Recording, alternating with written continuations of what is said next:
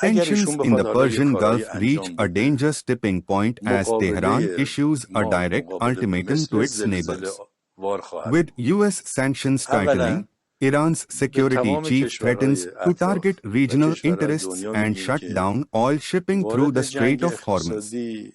Is this an empty threat or a shifting strategy? Our deep dive article examines the economic fallout, strategic risks, and hidden motives driving this standoff. Read the full story. صفتون از آمریکا جدا کنید. اگر عمل نکردن میزنیم، منافع اون کشور رو میزنیم. چرا؟ برای اینکه رفته با آمریکایی‌ها شریک شده. یعنی اول مذاکره میکنیم، سعی میکنیم با حرف خوش اینا رو جدا کنیم، چون ما واقعا دنبال توسعه جنگ نیستیم. مسئله دوم زمان میذاریم، ولی در مرحله سوم حتما عمل میکنه.